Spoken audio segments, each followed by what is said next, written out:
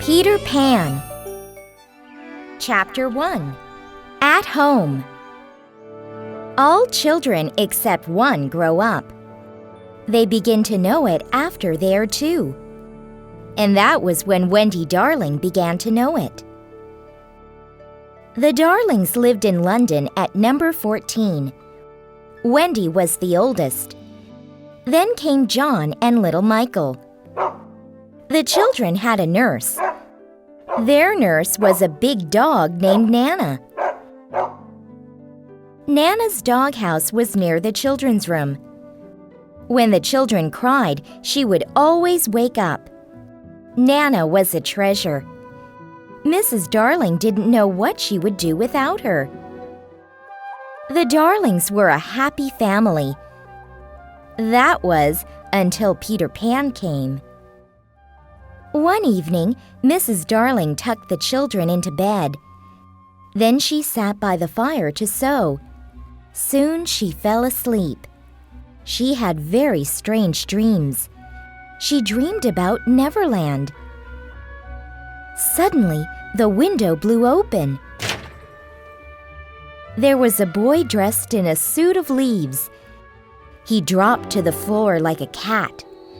A strange small light flew beside him. She woke up suddenly and looked around her room. She saw the boy from her dreams and screamed. It was Peter Pan.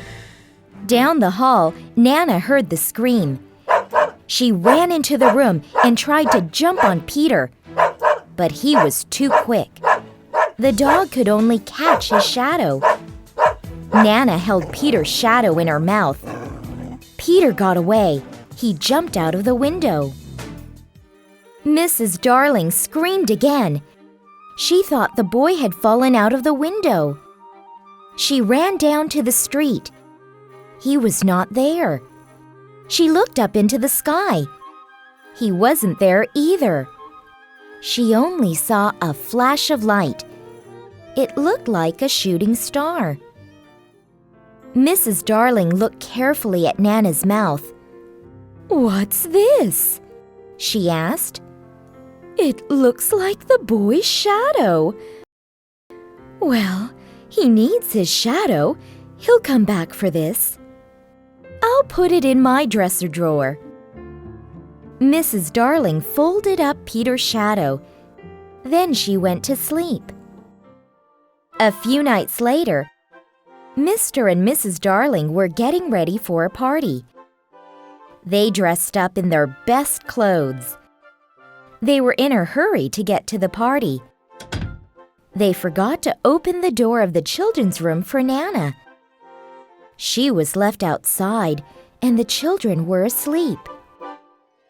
The smallest star in the sky yelled, "No! Go, Peter!" A twinkling light flew into the children's room. It was a tiny fairy called Tinker Bell. Then the window blew open. Peter Pan dropped to the floor. "Tink," He whispered, "do you know where they put my shadow?"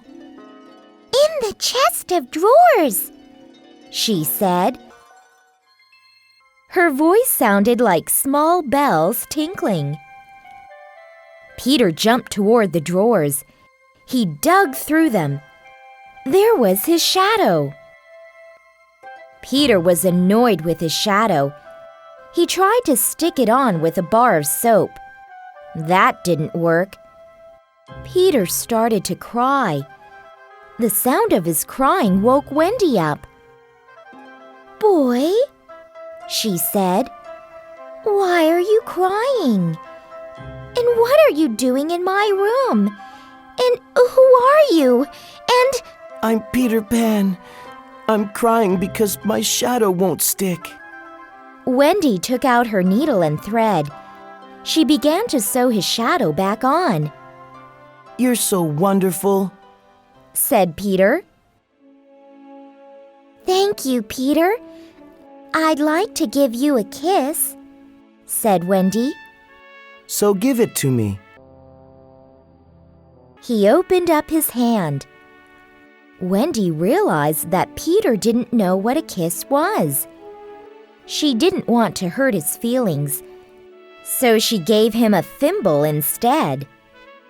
I'd like to give you a kiss too. Peter gave her an acorn. Thank you, Peter. I'll put your kiss on a chain and wear it around my neck. Wendy looked at him carefully. How old are you, Peter? I don't know. I ran away from home the day I was born. Really? Asked Wendy. Why did you do that?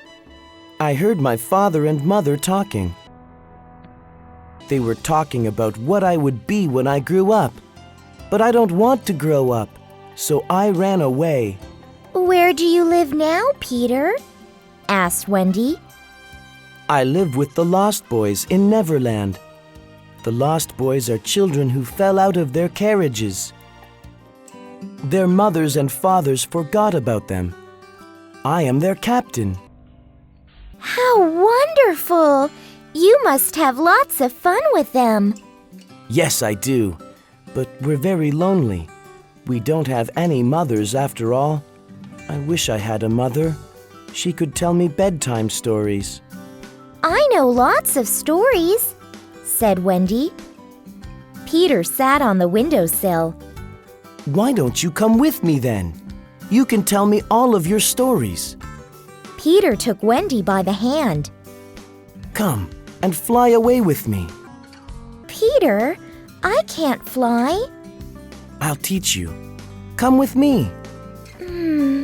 Wait a minute, Peter. She ran to get her brothers.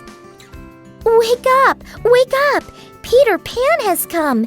He's going to teach us how to fly. John and Michael woke up. Peter then threw some fairy dust on them.